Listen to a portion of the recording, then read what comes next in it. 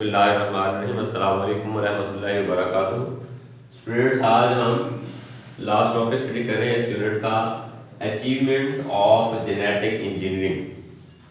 10th bio में chapter 17 का last topic है अचीवमेंट्स ऑफ जेनेटिक इंजीनियरिंग। तो हमने लिखा है यहाँ पर followings are achievements of genetic engineering. तो चंद एक अचीवमेंट्स जो हमारे नॉलेज में है वो हम उनको डिस्कस करते हैं। तो पहली अचीवमेंट है इंसुलिन फॉर्मेशन। लास्ट लेक्चर में मैंने जब स्टेप्स पढ़ाए थे उसकी डिटेल मैंने आपको स्टडी कराई थी। तो आप इसमें ऐड करना चाहें तो इसके अंदर ऐड कर सकते हैं जो डायग्राम मैंने बनाई थी। तो इंसुलिन फॉर्मेशन में वो सारे स्टेप्स आप जो डायग्राम मैंने बनाई थी वो आप इसके अंदर ऐड कर सकते हैं। तो इंसुलिन फॉर्मेशन में हमने देखना है कि क्या किया इसमें। हमने कहा जनाब कि इंसुलिन का जो हार्मोन है ये ट्रांसफर किया गया, जीन जो है ट्रांसफर किया गया किसके अंदर, बैक्टीरिया के अंदर।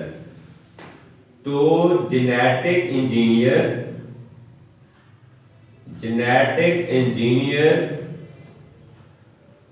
ट्रांसफर्ड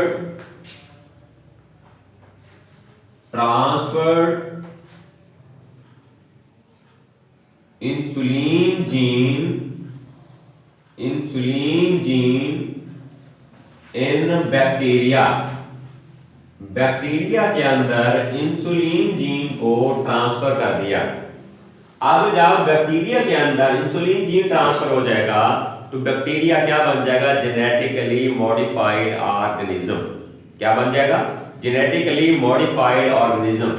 तो हम यहां लिखते हैं इसको genetically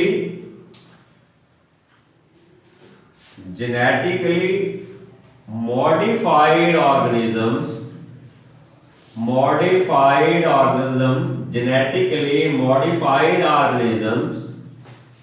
was capable to synthesize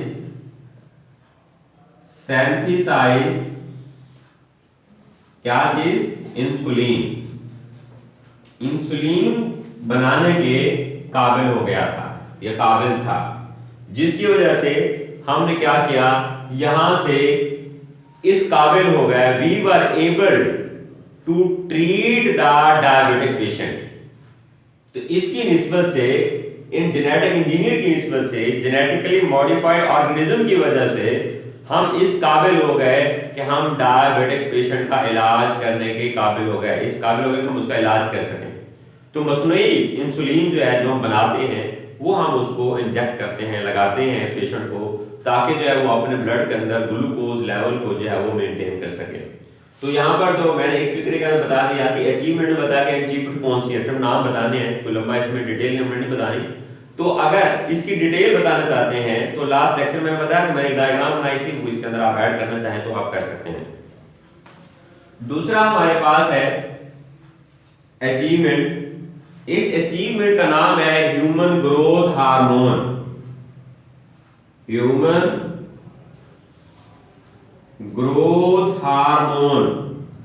दूसरी अचीवमेंट हमने लिखी है यहां पर, इसको कहते हैं जनाब human growth hormone.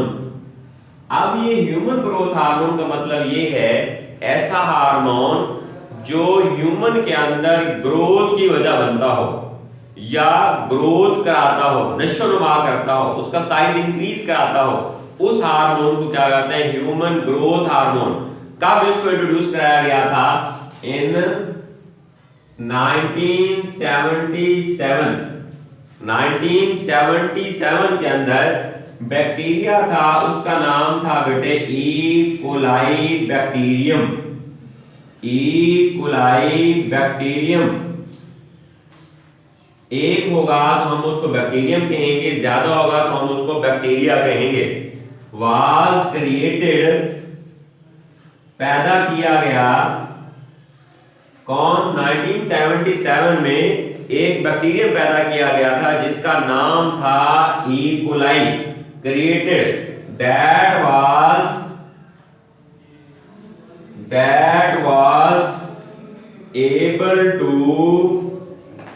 able to synthesize human growth hormone, human growth hormone.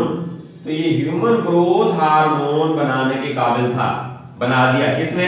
Bacteria का नाम है बेटे क्या? E coli. E coli bacteria ने हमें ह्यूमन ग्रोथ हार्मोन जो है वो बना दिया। इसी तरह थर्ड नंबर पे हम लिखते हैं जनाब, एक हार्मोन है, इसका नाम है बेटे थाइमोसिन। क्या नाम है बेटे इसका? थाइमोसिन। ये बेटे क्या है? एक हार्मोन है। Thymosin is a hormone. ये बेटे क्या है? एक हार्मोन है। थाइमोसिन जो है ये क्या है? हार्मोन है।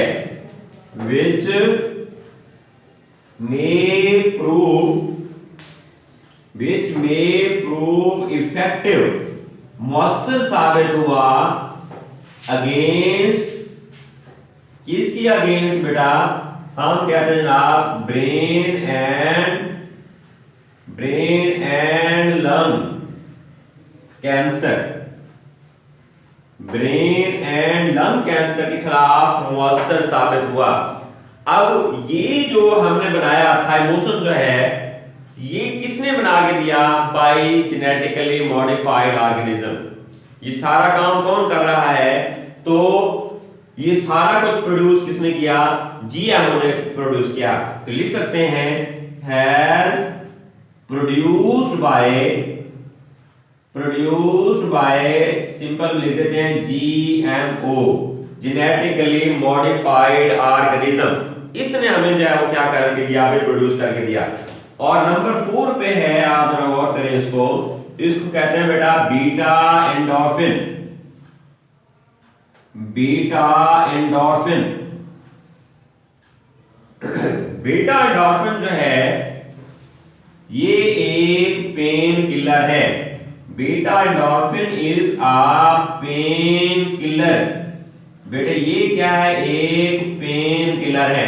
पेन किलर से मुराद जो पेन को किल करने के लिए काम आती हो या पेन को खत्म करने के लिए दवाई काम आती हो, उसको क्या कहते हैं? हम पेन किलर कहते हैं। तो पेन किलर है, ये प्रोड्यूस्ड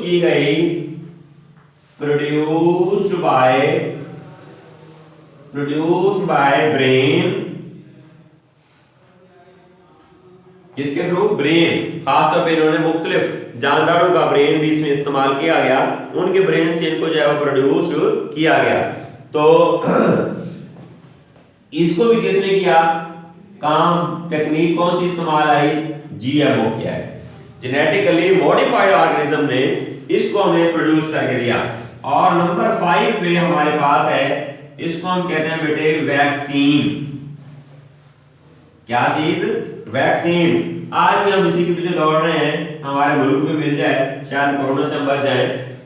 तो ये वैक्सीन जो है वायरस के खिलाफ हम बनाते हैं, बैक्टीरिया के खिलाफ भी काम कर सकती है, वायरस का खासतौर पे हम बताते हैं, लेकिन बैक्टीरिया के खिलाफ हम एंटीबायोटिक से भी काम चला लेते हैं, लेकिन वायरस एंटीबायोटिक से नहीं मरता, उसके लिए वैक्सीन का इस्तेमाल जो है वो जरूरी होता है। तो genetic engineers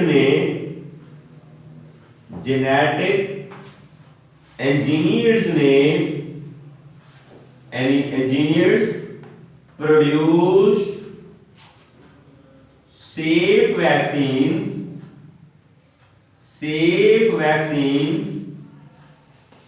against foot and mouth diseases in kettles के अंदर। खास तौर पे कैटल्स में आपके पास गोट है, काऊ है, बुफेलो है, ये सारे कैटल्स आते हैं। इनके अंदर फुट एंड माउथ डिजीजेस जो हैं, इन्होंने इनके इलाज के लिए जो है वो इसको इस्तेमाल जेनेटिक इंजीनियर्स ने किया। तो वैक्सीन जो है हम यहां पे आगे लिखते हैं वैक्सीन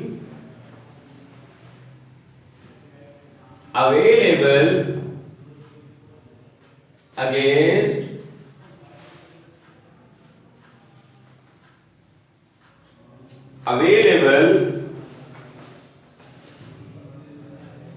अवेलेबल है किसके अगेंस्ट भाई?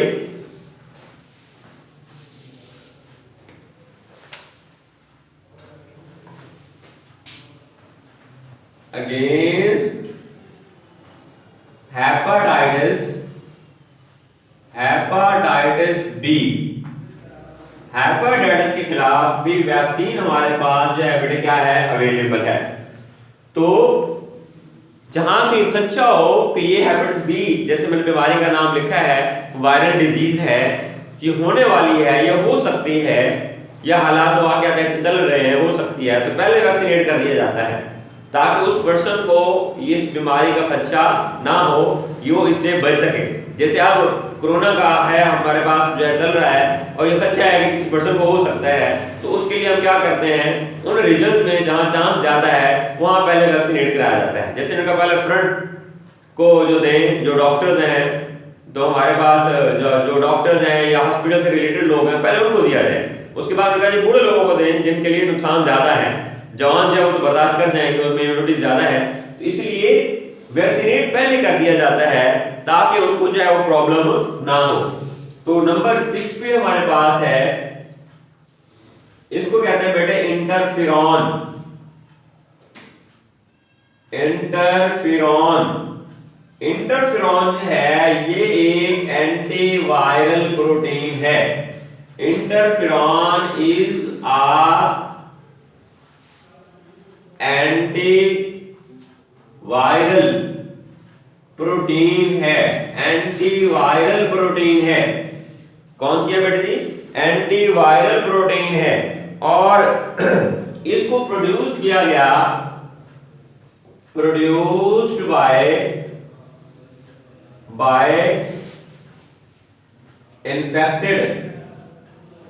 infected cells of virus, यानी वायरस से जो इन्फेक्टेड सेल्स थे उनसे इनको प्रोड्यूस किया गया।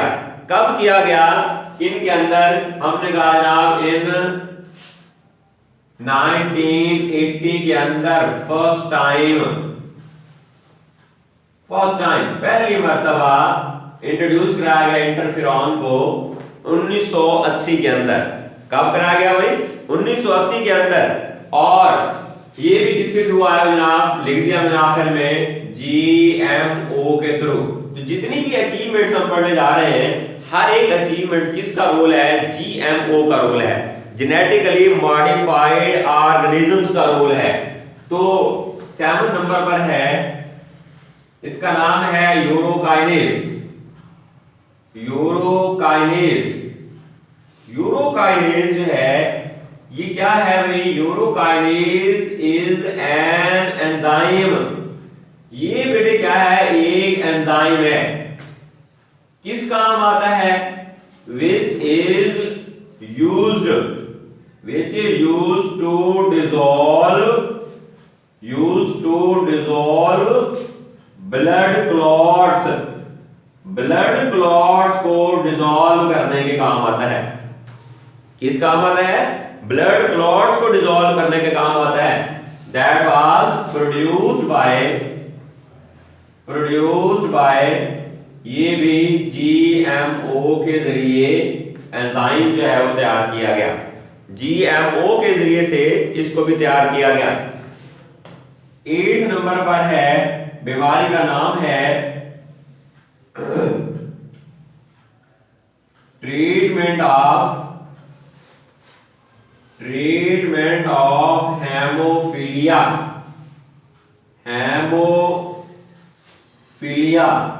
ट्रीटमेंट ऑफ हेमोफीलिया का ट्रीटमेंट भी किसने किया? हमारे पास GMO ने किया। किसने किया भाई? इसने लिखा है genetic engineer able to modify the gene of human egg cell का जीन मॉडिफाई करके इस बीमारी का इलाज किया जा सकता है। ह्यूमन एक्स सेल का जीन मॉडिफाई करके चेंज करके इस बीमारी का हेमोफीलिया का इलाज किया जा सकता है। ये भी किसने किया, इंट्रोड्यूस किसने करवाया, ये तरीकाकार वही टेक्निक है जेनेटिकली मॉडिफाइड ऑर्गेनिज्म, जो जेनेटिक इंजीनियरिंग हम जिसको कह सकते हैं। और इसके बाद नंबर हमारे पास है 9th नंबर पे हम इलाज करेंगे इनहेरिटेड डिजीजेस का, जो इनहेरिट हो जाती हैं, या आप कह सकते हो उसको ब्लड डिजीजेस। ट्रीटमेंट ऑफ, ये भी इनहेरिटेंस में आती है हेमोफीलिया जो है, treatment of blood diseases. Blood diseases बेटा, ब्लड डिजीज का इलाज किस तरह से करते हैं, तो ब्लड डिजीजेस में आपके पास थैलेसीमिया है, सिकल सेल एनीमिया भी है। तो यहां लिखें ब्लड डिजीजेस लाइक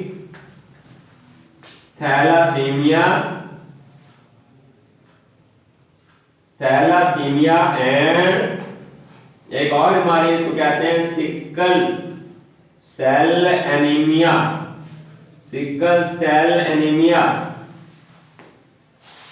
एनीमिया तो deficiency of red blood cells को कहते हैं। सिकल सेल इसलिए कह दिया इसको कि इसके अंदर जो रेड ब्लड सेल्स की शेप है वो सिकल की तरह हो जाए, इस तरह हो जाती है, सिकल की तरह टेढ़ी सी, द्रांति जिसको कहते हैं, जैसे घास काटते हैं।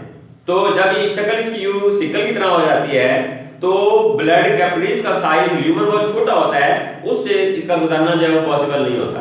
इसलिए फर्दर आगे वाले हिस्सों को ब्लड की क्या हो जाती है, डेफिशिएंसी हो जाती है। तो इनको हम क्योर कर देते हैं, which are cured by change of single, क्या चीज चेंज किया जनाब हमने इसमें, सिंगल एक जो है जीन चेंज किया, सिंगल जीन चेंज किया। जिस तरह वैलिन भी हमारे पास एक इसका न्यूक्लियोटाइड होता है, और इसके अलावा एक अमाइनो एसिड खास तौर पे इसके होता है, 6 नंबर वाला जो अमाइनो एसिड है वो हम इसका चेंज करते होते हैं। तो सिंगल जीन चेंज करके आप इस बीमारी से बच सकते हैं। ये भी किसके थ्रू आपने किया, सारे का सारा जीएमओ के जरिए से। जेनेटिक इंजीनियर्स ने जो है ये तरीकाकार आपको क्या कराया बेटा जी, इंट्रोड्यूस जो है वो कराए हैं। लास्ट में हमारे पास है, इसको कहते हैं नाइट्रोजन फिक्सेशन। क्या दिया बेटा जी हमारे पास, इसको कहते हैं नाइट्रोजन फिक्सेशन। हमने इससे लास्ट चैप्टर में तो पढ़ा था कि नाइट्रोजन फिक्सेशन के लिए बैक्टीरिया होते हैं जो कि लेग्यूमिनस प्लांट के रूट रेडियोल में रहते हैं, और वहां पर वो म्यूचुअलिज्म का प्रोसेस परफॉर्म करते हैं। और हमने कहा था उस वक्त कि वो उनको नाइट्रोजन प्रोवाइड करते हैं और प्लांट उसको खुराक भी देता है और उनको शेल्टर भी देता है। लेकिन आज हम ये पढ़ रहे हैं कि genetic engineers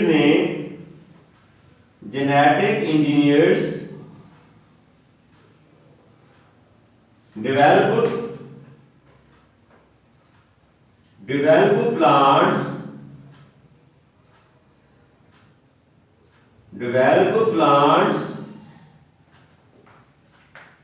which can fix nitrogen, atmospheric nitrogen, as a result